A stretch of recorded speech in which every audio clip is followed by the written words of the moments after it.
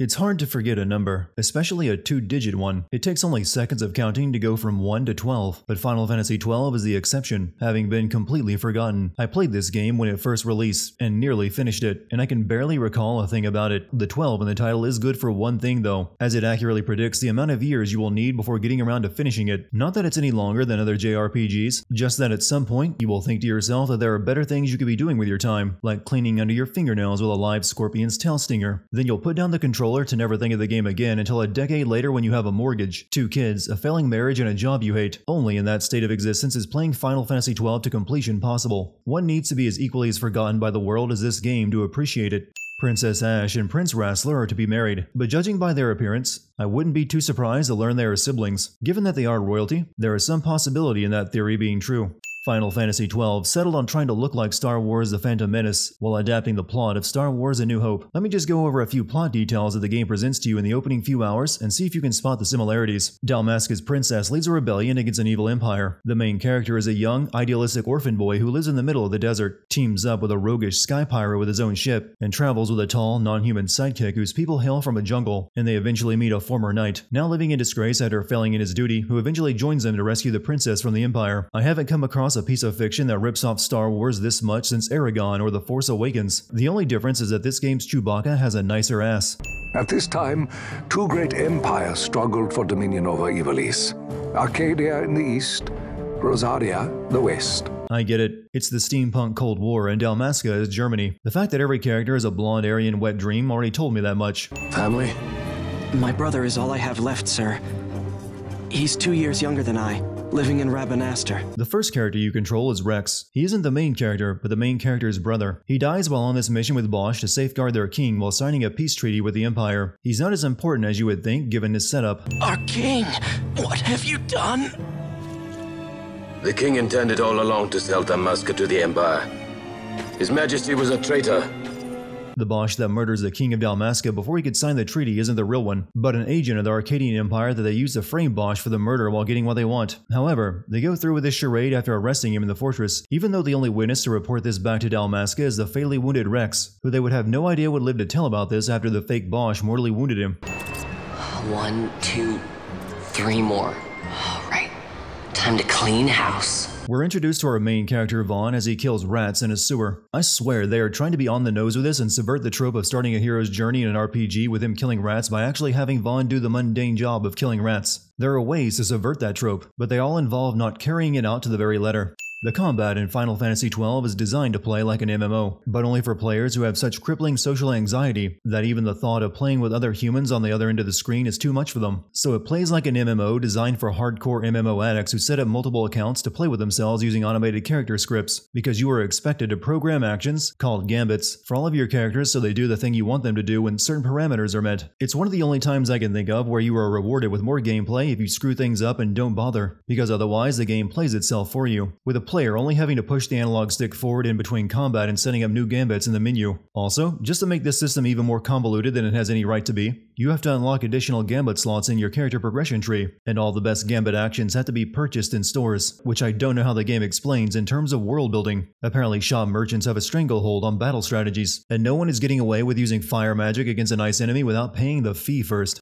The other big system in the game is the license board. Final Fantasy XII was possibly cobbled together by a European Union trade committee, judging by its love of precious regulations and licensing. Want to wear a hat that you just bought in a shop? Too bad, you don't have a license to wear that hat. First fill out the paperwork, then attend the council meetings, then pay for the environmental impact reports on the fabric used in the hat, and petition the community to agree to you wearing the hat in public spaces. Who's in charge of enforcing these licenses? Another bit of world building I'm sure no one ever bothered to think of. Vaughn must have failed to get a license for a proper shirt. He spends the entire game looking like a gay Aladdin.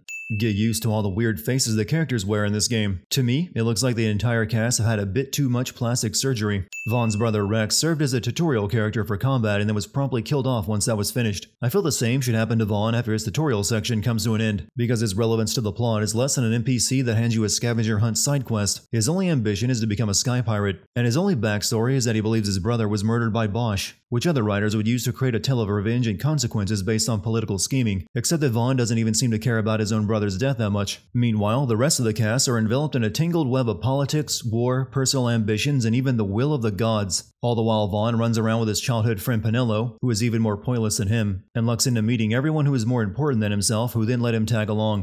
One of these days, I'll fly an airship of my own. I'll be a sky pirate.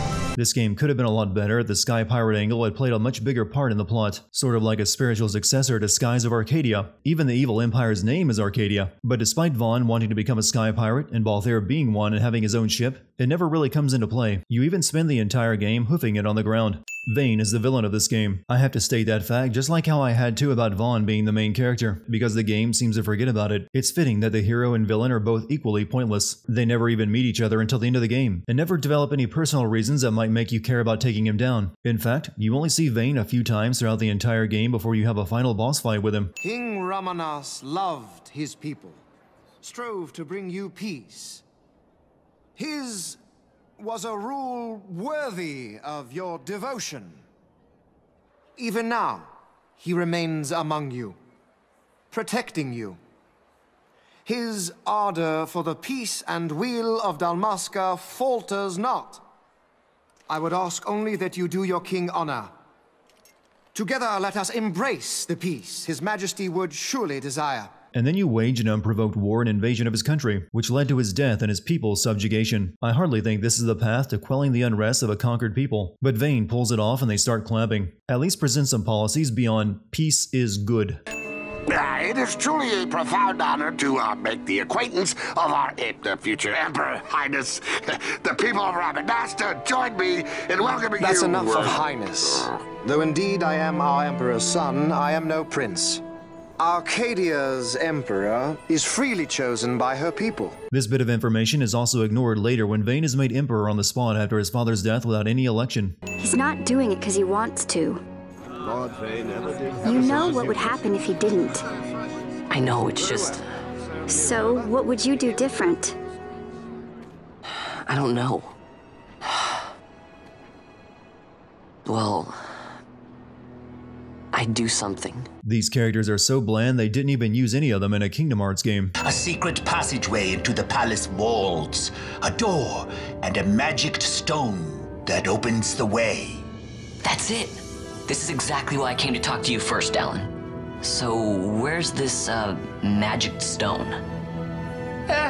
Oh, I've had it for years, if I can remember where I've tucked it away. The palace treasury can be accessed by a waterway. All you need is a magical stone this guy with an inconsistent accent in a room full of underage children conveniently has on him, then another magic stone to power up the first, and a little bit of whatever is in this guy's hookah to make running around a swamp for an hour fun and interesting. Dungeons in this game are another gameplay element taken directly from MMOs, with copy-pasted hallways and rooms that go on far longer than they need to. This is how Balthier and Franz sneak into the palace, on a hoverbike.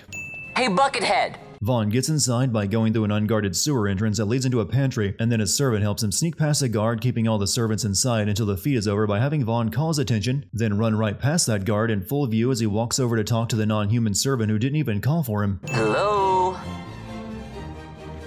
Vaughn then has to lead soldiers around in the same stupid manner, where he yells to get their attention, they clearly see him where he shouldn't be, walk a few feet down a hallway, and then stop in a new position while Vaughn uses the opportunity to slip by them to the vault. Huh? While doing something inside the vault, Vaughn accidentally triggers a switch and reveals a crystal hidden inside of a statue. You already had a magically hidden vault that the Arcadians didn't know about, game. No need to write accidental plot device discovery into this. Just put the crystal on a pedestal or something. Vaughn needed a magic stone powered by rare sunstones to access the hidden vault. How did Balthier and Fran get in? Who are you? I play the leading man. Who else? Balthier isn't exaggerating. Even the game acknowledges it. Hell, even Square Enix acknowledges it. Watch the trailer for the re-release of this game and Vaughn is barely even seen during it. Fran, the Magicite. Now then, I'll take that. In case it wasn't obvious, Balthier is Han Solo and Fran is a sexier Chewbacca.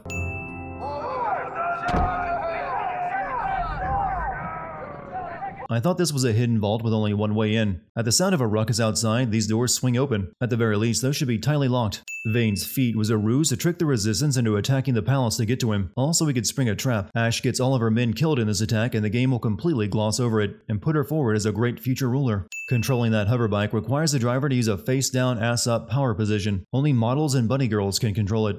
Somehow the three of them wrecked the hoverbike above ground during the fight, yet ended up back underground in the waterway. Assuming they were in the middle of that explosion that blew a hole in the ground and fell down here, they should all be dead. Not many Viera where you come from, thief. Vaughn should have seen Vera before now. They were in the opening cutscene during the wedding of Princess Ashe after all. What's your name?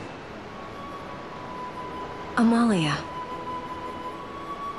Amalia, huh? Nice to meet you. None of them recognized Princess Ashe, even though she was a very public figure and has changed nothing about her appearance ever since it was declared she had committed suicide after her husband's death. I guess they needed a boss fight for this section, so a random fire horse appears and stalls them from escaping until the guards surround them. Ashe's perp walked right through the crowd of commoners and no one recognizes her as their supposedly dead princess. I don't think I would have trouble wiping my ass in those manacles, let alone escaping from them. It's Balthier, my brother. What does that philanderer think he's doing? This lizard guy will be playing the role of Greedo, or Boba Fett, kind of a mix of the two really. Since the game has never shown Vaughn upset over his brother's death, and since they are about to reintroduce Bosch, they show a weird dream sequence with Vaughn and his dead brother just in case you forgot. Where are we? Prison, where else? Or a dungeon, but it's really all the same. Escaping the Nalbina dungeon is as easy as walking through a door. There's even an unlocked room on the way out where all the weapons and equipment they strip off of prisoners who are thrown in here are stored. I merely said that a lot of you are incompetent fools. If you've the Sky Pirate in your hands, where is he? Bog-Emden is a bounty hunter after Balthier. I would assume, since he's allowed into the dungeon by the Arcadian authorities, and that he has the right to travel in Arcadia, that he's looking to collect a bounty posted for Balthier in Arcadia given Balthier's past. But Balthier is now in an Arcadian dungeon. Why would he be hoping to collect a bounty when Balthier is already imprisoned? What's better than one Darth Vader? 5 Darth Vaders, because that's pretty much the role the judges play. You have grown very thin, Bosch. Turns out the Bosch that murdered the king was Bosch's twin brother. It's a tired plot twist to be sure. The fact that Bosch had a twin brother who worked as a judge for the Empire is something that he should have revealed to his king while they were in the middle of a war with the Empire. What do you care about Dalmasca? Everything that's happened is because of you! Everyone that's died, every single one! Even my brother. Our hero, everyone. Spare us your quiddities. Yeah, but he's a traitor, I know. The three of you just saw Bosch's twin brother have a conversation with him. I'd avoid crowds if I were you. In this town, you're still a traitor, you know. These people didn't even recognize their own princess when she was arrested. I don't see them recognizing Bosch. What about the stone? Do as you like. That stone's ill-favored. They took all of Vaughn's weapons from him when they threw him in the dungeon, but they didn't find the giant glowing crystal on him that the Empire has been searching for, and was the reason they invaded the country to begin with. How could they possibly miss it? Vaughn only wears half an outfit. What do you think? Can I trust Bosch? The kid is talking to a rock. There's a fellow by the name of Azalas, and I need you to bring this sword to him. The old man asks Vaughn, who he knows hates Bosch since Vaughn believes he murdered his brother, to deliver something to his brother's supposed murderer. My brother was no liar! Just the opposite. Rex was the witness they needed. They had to make it appear as if I killed the king. Rex bears no blame. Why is the Resistance so willing to take the word of the Empire when it comes to the murder of their king? You don't have to keep apologizing. Really, it's alright. I know it wasn't your fault. I see that now. You didn't kill my brother. And with that, Vaughn's only reason for even being in the game is over. Oh, Vaughn! They've taken Pinello! And there was a note for this Balthier. Come to the Museum of Mines, it said. It's Bog-Emden. He was in Nalbina. The bounty hunters tracking Balthier took Pinello and left a message to come to Bajurba Mines. How did they even know Balthier broke out of the dungeon? And while they did see Balthier give Pinello a handkerchief before being taken away, she was screaming to Vaughn just before that. And why set your trap on a floating island city when you could do it here in Rabanastre? This is the Strahl. She doesn't look like much, but she's got it where it counts, right? My brother! A message come from Rabanastre. The Strahl, she set sail. The bounty hunters were watching the Strahl to see if it took off, and never once thought of setting a trap for Balthier at his ship. There are open windows in the room they've locked you in. At least try to make an escape. Bajurba might as well call itself Cloud City. It's a floating island that manages to maintain a bit of independence from the Empire by giving them a sweet deal on mine resources. And later the leader of it will sort of betray the party, only to help them afterwards. I do hear there's not much left there these days. You're on your way to the mines?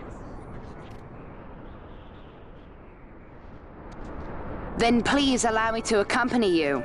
I have an errand to attend to there. Larsa overhears they're headed for the mines and just so happens to be headed there himself. And they let him come along because why not let a strange 12-year-old get involved in your dangerous rescue attempt? So what's your name? Oh, I'm Lamont. Royalty is really bad at lying about who they are. Larsa is the youngest son of the Arcadian Emperor. He should be pretty well known. Someone like Vaughn may not know about him, but Balthier would definitely recognize him. This mine is being toured by one of the judges of the Empire and the Lord of Bujerba. This hardly seems like an auspicious place to set a trap. Where's Penelo? We're taking her back. The girl? Why keep the bait when you've landed the fish? We cut her loose on the way here and then off she ran crying like a babe. Bagandam is terrible at this kidnapping thing. Why not use Penelo to ensure Balthier's surrender? This trap is so easily escaped it only takes Larsa throwing the Nethicite crystal at Bagaman and then running. Penelo fell into the hands of Judge Geese after Bagaman cut her loose. So Larsa uses his status to bring her to his guest suite. Then he takes her on board an Imperial airship and was probably going to take her all the way back to the Empire had Vaughn and the party not been intentionally captured so they could get on board too. I'm Captain Bosch von Ronsenberg of Dalmasca. I think Vaughn just wants to pretend he's someone other than himself, even for a moment. Summon the guard! Without even discussing a plan, the Marquis decides that the best way to help Bosch was to capture him and the others and hand them over to Judge Geese, even though they had no idea if Ash was being held on Judge Geese's airship, or that they would find a way to escape. King Ramanas entrusted me with a task. Should the time come, he bade me give you something of great importance. It is your birthright, the Dusk Shard. It will warrant the quality of her blood. Only I know where to find it. Vaughn found the Dusk Shard by accident, and Balthier and Fran also knew where it was. It wasn't as well hidden as you thought. They didn't search Vaughn after cuffing him and bringing him on board, and he was just holding the Dusk Shard in his hands for no reason. Don't give it to him! You know he's a prisoner, right? They can just take it by force. I'm surprised they're so courteous to wait for Vaughn to hand it over. The Marquis has been busy. Not lightly did I beg his aid. Bosch's friend Vossler, disguised as an Arcadian soldier, helps him escape. The Marquis is the one who got him inside. If the Marquis could set Vossler up in such a better position, why did he have to pretend to capture Vaughn and the party? Not only did they not find the Dust Shard on Vaughn when they captured the group, they didn't bother disarming any of them, because they all still have their weapons on them. I don't really think that I need to point out this is just rescuing Leia from the Death Star. I wonder if the devs even realized how much they were borrowing from that movie. Penelo, for you. May it bring you good fortune. Larsa gives Penelo the manufactured Nethicite, which can negate magic, as seen here when it stops Judge Geese's spell. In-game though, it only boosts your magic resistance stat, while making the party member wearing it unable to use any magic. And Larsa was carrying that around on him back inside the mines, yet had no problem using magic. We've secured an Atomos. Come! Judge Geese hears this and doesn't tell his ship to fire on the escaping Atomos. They just let them go, and no one suspects this is a little odd.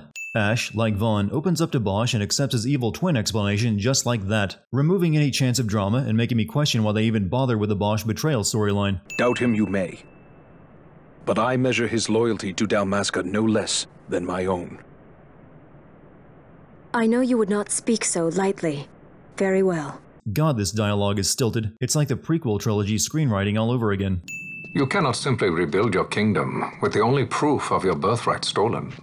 Without that, the Grand Kiltias on Bo-Omises cannot and will not recognize your majesty as the rightful heir. To prove her royal heritage, Ash decides to sneak out and find the Dawn Shard, another of Wraithwall's crystals. I'm not sure how that would prove her heritage though, since this one isn't held by her royal family. Anyone could go find it. That's quite enough, your majesty. What do you think? A bit over the top? In my line of work, you never know when something like this might come in handy. This steampunk fantasy world has deepfake audio. This device is only shown off now, so it won't feel like a complete asspull at the end of the game when it gets its one and only use. Everyone knew Ash would try to steal the straw tonight, even Penelo, who has never met her before. Then it's settled. We should leave before the Marquis realizes she's missing, like proper kidnappers. This game moves along with the same urgency of your dentist reminding you to brush every night. That's as far as she goes. We'll be in yacht from here onwards. For the rest of the game, all the traveling will be done on foot despite Balthier having an airship. Supposedly, there are some places an airship just can't fly over, for reasons. What do you mean for a change? Come on, at least we thought to bring entertainment.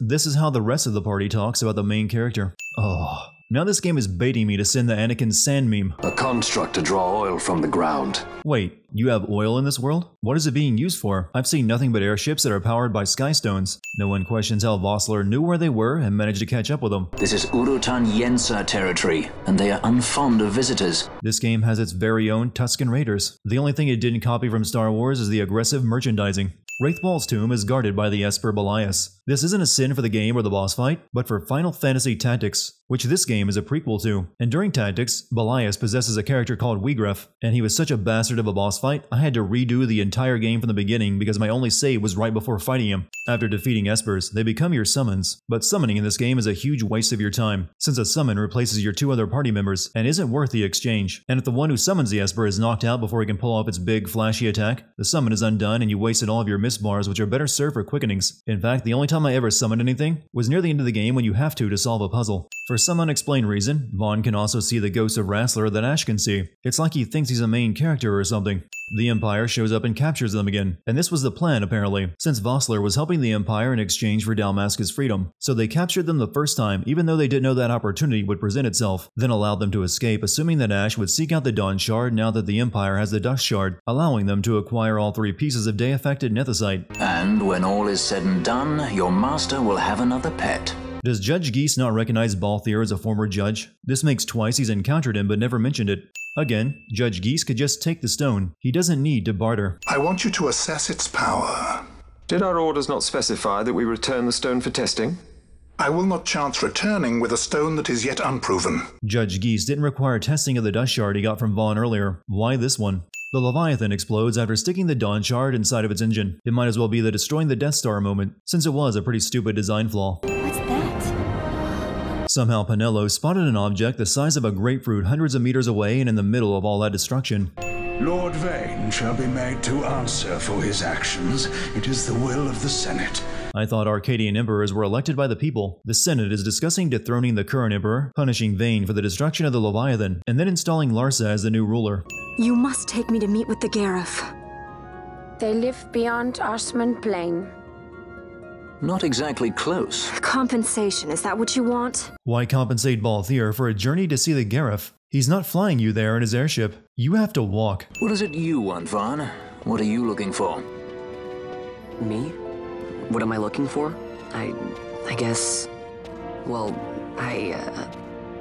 Vaughn won't have an answer to that question even by the end of the game. In ages past, the gods made a gift of nethicite to my people. But the manner of its use eluded us.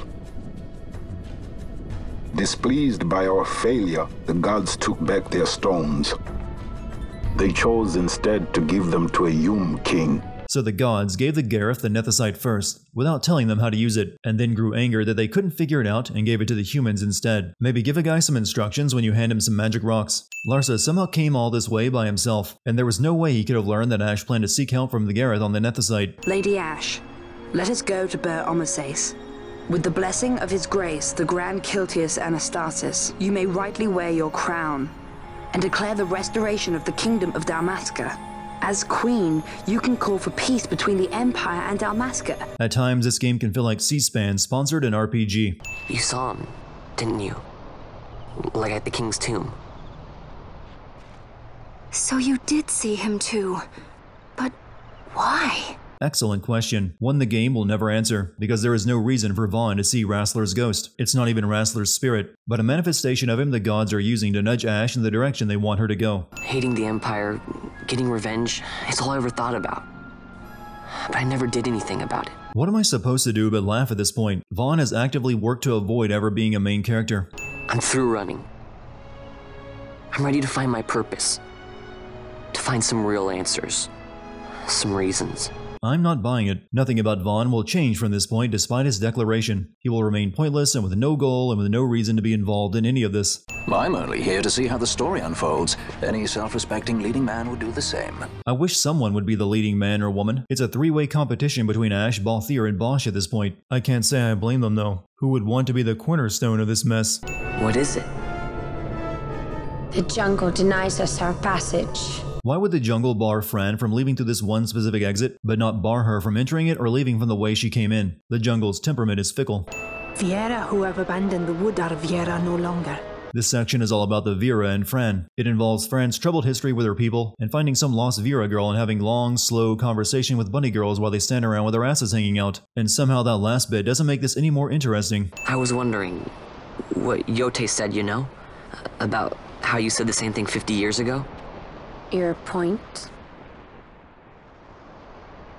How old were you again? Nice fun. Surprisingly rude. Why would this be considered rude? Vera lived for a very long time. The Vera likely wouldn't care about this question. The missing Vera was in some mines. She was found holding manufactured nethicite and was being possessed by Vana. That possession makes no sense, because Vana is the actual true villain. Why would it be here possessing a Vera girl? None of these characters are dressed for the cold. That is a long-running sin in Final Fantasy games. This game is in love with panning shots of its impressive fantasy locations, none of which you really get to explore, which explains why my boredom is so familiar to me. It's the same indifference I feel when being shown promotional tourism ads to places I will never go to. Is he sleeping? No, my child. Whoa. I do not sleep. I dream. When even your fantasy pope is sleeping his life away because his dreams are more interesting than the world he finds himself in, you know your subconscious was trying to signal you to maybe go through another rewrite. I am Lay Ashelia. down your words. Ashelia, daughter of Ramanas, I have dreamt your dream. Who better to carry on the Dalmascan line? Earlier I was told the Grand Kalitas would never recognize Ashe as the rightful ruler of Dalmasca without proof of her lineage. Guess that was a wrong assumption. I see it is true after all. Stunning is Dalmasca's desert bloom. I am, how you say, a raging stereotype. I guess I should feel relieved that Al Cid didn't carry a rose in his mouth and fight a bull for his introduction. Al Cid's sunglasses stand in stark contrast to the rest of the setting. Gran Kiltias, you speak much of dreams, but in the real world, war is upon us. Gran Kiltias. I was told my coming here would prevent this war. The plot is now devoted to stopping a war between Rosaria and Arcadia, and they run through a couple different ideas on how to stop it, from destroying the nethicite to having Ashe declare her return. But in the end, they take the classic confront the villain at his seat of power approach, meaning everything from here until the end of the game will be a waste of time. If Lady Ashe were to extend her hand in friendship, perhaps I could then persuade the Emperor. His Excellency will solve things peacefully. The Emperor Gramis is no more. His life was taken. Maybe you should have started with that. Larsa is his son after all. The assassination of the Emperor just occurred. How did Al Cid already know of it? The guy's corpse is still sitting on the throne. A viper amongst our senators? With Chairman Gregoroth as its head. With what dignity remained him, he confessed to the poisoning and passed his own sentence. A viper with many tails. Much of the Senate is culpable. We had no choice but to strip the Senate of authority and assign powers of autocracy to myself. Even Palpatine's usurpation of power was better staged than this, and that involved a Gungan. The sword of kings can cut through nethicite. I'm not really sure what the plan is here. Get Wraithwall's sword, which can destroy nethicite. Fine. But then what? You would still need to find the nethicite Arcadia holds and destroy it. And even without the nethicite, they still possess a massive airship armada that they are mobilizing for the war. You should try it on the Dawn Shard. See if it can destroy nethicite or not. Destroy the thing you went to all that trouble to retrieve so you can prove your royal lineage. Seems like a smart idea. Rassler's ghost appears and stops Ashe from destroying the Dawn Shard. I can't see any reason as to why it would care. Rassler is an illusion created by the Alcurii to control Ashe, and they intend for her to use other pieces of nethicite she will cut from the source later. None of their plans for Ashe involve the Dawn Shard. Every time this party gets another piece of Wraithwall's gear, the Arcadia Navy flies over and ruins the progress. In this case, they attacked the Mount Bur Omises and killed the Grand Kalitas. For what reason, I'm not sure. They only came here to pick up Larsa. Then they left, but left Judge Bergen here on his own. Hark! Even these hails her true dynast king, Vain Solidor. He shall defy the will of the gods and see the reins of history back in the hands of man. You are giving away a lot of information that should be a state secret. I must wield the Sword of Kings, and with it bring an end to the Dusk Shard. This stone, do you even know what it is? I can venture a guess. The Draclaw Laboratory. You can't even bring yourself to destroy the one you have, and your plan is to head into the heart of the Empire, infiltrate their research lab, and destroy the other ones. Arcadia's borders will be well guarded for fear of Rosarian invasion. We dare not approach by air. Balthir's airship has a cloaking device and a gadget that can fake voices to give him access to restricted airspace. What is the point of a sky pirate if he's stuck on the ground? He made airships, weapons. He even made me a judge.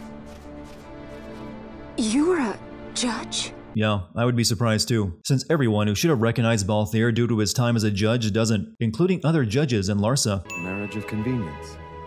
Symbol of the alliance between Nebradia and Dalmasca. Rassler's voice is such a bad fit for his character model. He looks like a South Korean boy band member, yet his voice is more in line with a sexual education video narrator. You can actually pinpoint the moment development shifted to just getting this game out the door. To get inside Arcadia, you have to listen to the poor people in the slums complaining about their lives. Then by telling a corresponding person that the information you learn relates to, you somehow stir up enough trouble to create a riot off screen that draws the 2 soldiers guarding the bridge away so you can slip inside. After that, you have to basically do the same thing 3 times inside the city proper to earn enough chops, which lets you take an air taxi to another part of the city where Draclar Laboratory is. The capital of the Empire is a long, tedious set of tasks that stinks of sunken cost fallacy. The devs already went through the trouble of designing the city, but didn't have time to put anything interesting to do in it.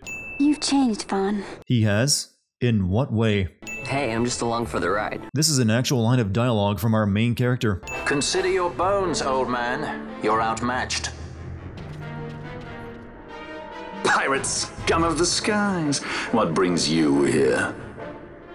Treasure. What else would a pirate want? This is father and son, at odds with each other, meeting again after years apart. Does anyone care? I think I'm supposed to, but this game was written by a guy who was so jaded he didn't show up for work for a month and was then fired. Explains a lot, really. We'll take the Dusk Shard. You've come all this way for that trinket. I thought you were above this. Sid and Vayne invaded Dalmasca for that trinket, so Sid is one to talk. I too make the Giravegan. Give chase if you dare it. They let Sid escape right in front of them, then follow his orders by going to the location he mentions. The Imperial Senate, powerless to resist House Solador's brutal purge, was dissolved. I feel like I've heard something similar to that before in a movie. These Resistance pilots can see pretty well for people whose field of vision is covered by their helmet. It appears Sid has yet to arrive. We'll lie in wait for him here. Why would you believe you've beaten Sid here when he left by airship, while you travel to a pirate city on the coast to have a meeting before heading out on foot to Giravegan? Because of course you couldn't fly your own airship. I can't shake the feeling we're somewhere we're not meant to be. Yeah, you and Vaughn were never meant to be here. At best, you should have been NPCs with a side quest. There have been no shortages of examples of terrible dungeon design in this game, but Giravegan takes the top spot. Imagine a dungeon that is physically eye-straining to look at, while at the same time a maze that makes itself impossible to tell where you are and find your location. Then add in switches that unlock new sections that force you to find your way back through all that to go forward. Seek you the Suncrist, slumbering star. In tower on distant shore, it dreams. Can you just give a specific location instead of prose? I know the Acuria are basically gods, but I'm getting mighty sick of it. Besides, after such flowery words, another character will then instantly decipher the meaning right afterward anyway. Now take this sword, this treaty blade, Ocurian seal, mark of your worth. Cut deep the Christ, and seize your shards. It's hard to believe that this game is set in the same world as Final Fantasy Tactics. That game had a trash localization and still managed to have more character and better storytelling. I'm having a conversation with the gods of this world to determine the course of mankind, and I couldn't care less. We could not see them, but we heard the Ocuria speak. It was nice of you to stay hidden while they had their conversation. I have no idea where they were hiding themselves during all that. They're up in the sky. Judge Gabranth, I would have you seek after the Lady Ash and adjudge whether she makes overtures of peace or war. Yours shall be the eyes of the Empire. And should I espy war, I am to put her to the sword. If Vayne is so confident that Judge Gabranth can track down Ash and judge her intentions, and even kill her if she desires war, then Larsa should be wondering why his brother simply doesn't have Ash apprehended or killed instead of going to war if it's that easy. Your greatest work still lies before you. Not lightly will the Acuria allow you to wrest the reins of history from their grasp, back into the hands of men. Vayne's goal is to put fate back in the hands of man, wresting it away from the Acuria with the help of the rogue Acuria, Venar, which in respects to other Final Fantasy villains puts him pretty squarely in the anti-hero category. Are we sure we are playing as the good guys? If we strike this Suncrist with the Sword of Kings, no new stone may be born. We say the Suncrist is the source of all Nethicite's power. If we might break it, the Dusk Shard would be as a thing lifeless. The Acuria gave Ash the means of cutting new Nethicite shards from the Suncrist, but the same sword can also destroy it forever. That's a pretty large risk to take. Were I an undying god, I think I would have just cut some pieces myself and handed the stones over to my chosen human champion. Across the sea, and a tower on a distant shore. Read this? Familiar words, Vaughn. I saw something of the sort written in some documents I chanced upon during my visit to Draclar. The Naldoan Sea, the Ridorana Cataract, and the Pharos Lighthouse. And that's why the Acurii should have been more to the point. Had Redis not stumbled upon documents in Draclar, and a skystone that allows an airship to fly over these no-fly zones, they would have been lost with no idea where to find the Suncrist or how to reach it. Try putting this one in your ship. 'Tis a skystone made to resist Yacht. You mean we finally get to fly somewhere? Why didn't you give him that stone when they headed out to Giruvegan so they didn't have to walk? And Balthier is Sid's son, before he ran off to be a sky pirate. Did it never occur to him to take one of these stones with him? Instead of landing the airship at the base, why don't you let Ash and the party off near the top of the lighthouse to save time? There's a giant balcony up there. If something untoward should happen to me, you're taking the straw. It's nice to have insurance, but Balthier must also be assuming his partner Fran would perish as well, since she would be the better choice to inherit the airship. Vaughn doesn't even know how to fly one yet, and yes, this is Balthier raising a death flag for no reason. But since there has been zero tension in the game, they had to do something. This is the moment I gave up playing this game back when it came out. I reached my breaking point, and this is actually the final dungeon. The endgame is a boring slog of a tower, solving repetitive puzzles floor by floor. Lo, seeker and days unborn, God blade bearer, know you. This tower challenges the sky. I've grown incredibly tired of puzzle hints given to me in the form of flowery poems. The builders of the tower design these puzzles, then give you the answer. They just use poor wording. Imagine trying to assemble an IKEA desk and the instruction manual read, "Search out the onyx hex rod, hidden among the frozen foam of delivery, to tighten the screws of destiny in a socket B." How the hell did Judge Gabranth get to the top of the tower? The party had to slowly make their way up, past ridiculous puzzles and countless monsters. Did he take my idea of having an airship land him on the roof? Bad guys always get to be so much more practical. I slew your king. I slew your country. Do these deeds not demand vengeance? Vane ordered Gabranth to ascertain if Ash wanted war or peace, and she just yelled out to her dead husband's ghost that she doesn't want revenge. Yet Gabranth seems intent on pushing her in that direction. You can't really call him a judge if he's going to insert himself and try to change the situation. I will destroy the Sun Crest. I will discard the stone. Why did we come all this way, climb 100 floors, killing countless monsters to destroy something that couldn't even be used by your enemies? Have you even given any thought to how you were going to stop the Empire without the Nethicite shards? You're wrong. What would change? I can't help my brother now. Hey, there's the guy who actually killed Vaughn's brother. Maybe give them a duel? Something? Anything? No? Ash tossed the Dawn Shard at Gabranth's feet a moment ago, yet Sid walks in from the balcony holding it. Ash was talking to Sid who was in front of her, then suddenly he's behind her near the Suncrest. That guy can move. Sid uses the 3 stones in the Suncrest to create a great deal of mist, which allows the Empire to power its giant flagship, Bahamut, to crush the Resistance. Yeah, it's the goddamn Death Star. You knew that was coming. Vaughn's one chance to make a difference and be a hero is swiped by Redis, who sacrifices himself to destroy the Suncrest. They were all still in the room when the Suncrest blew, and the explosion was so big it was seen around the entire region. Yet we then see that all of them are fine besides Redis, and the top of the tower is the only thing destroyed. This is one Death Star battle that would be improved with the addition of some Ewoks. Hold it! Wait! This is Master Solidor! That voice changer mentioned so long ago finally gets used. Had Balthier's airship been useful earlier in the game, I might not have completely forgotten about it. The Resistance is having a hard time coping with the Bahamut, but Balthier just flies right up to it and docks, then easily invades the bridge. Gabranth somehow limped his way all the way here from the lighthouse, since he had no airship as far as I could tell, and got inside the Bahamut during the battle all so he could confront his brother again and get his ass whooped.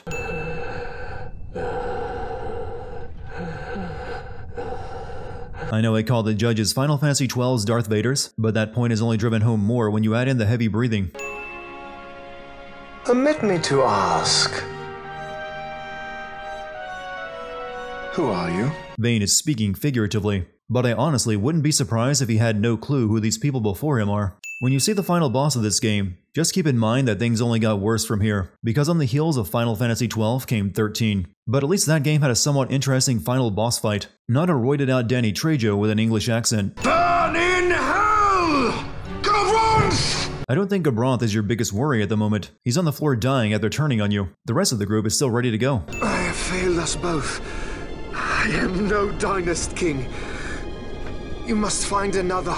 One who might realize your ambitions. They are fulfilled beyond your knowing. The Crest is sundered. Age of Stones complete. That's right, the villains technically won. I'm not sure why Vane and Vanoff fuse into a monster for the last battle if their goal is complete. Hey, this game actually predicted a scene from a Star Wars movie that would be made 15 years later. The final boss is a flying junk pile. He's not even difficult to defeat, and he doesn't even get a decent final boss music track. This ending feels as abrupt as an anime cancelled mid-season. Vaughn, as soon as the Strahls rings move, you take off, understood? Balthier said he would show Vaughn how to fly, but that never happened as far as I'm aware, so Vaughn shouldn't be able to fly the Strahl. This is Judge Magister Gabranth.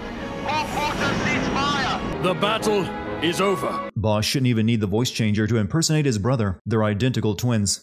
My brother Vane has died with honor in battle.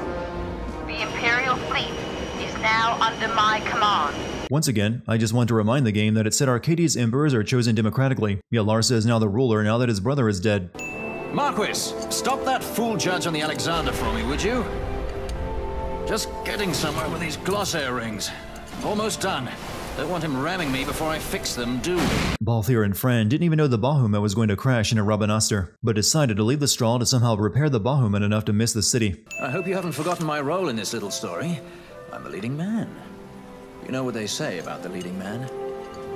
He never dies. Unfortunately, Japanese gamers only like to play as pretty teenage boys, not roguish 30-somethings, so they had to sneak the main character of the game in while distracting you with Vaughn.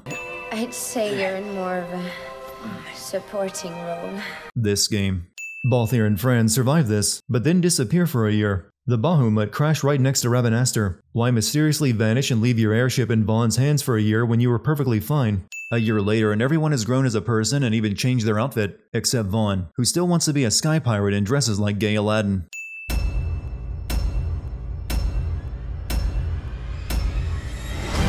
I play the leading man. Who else?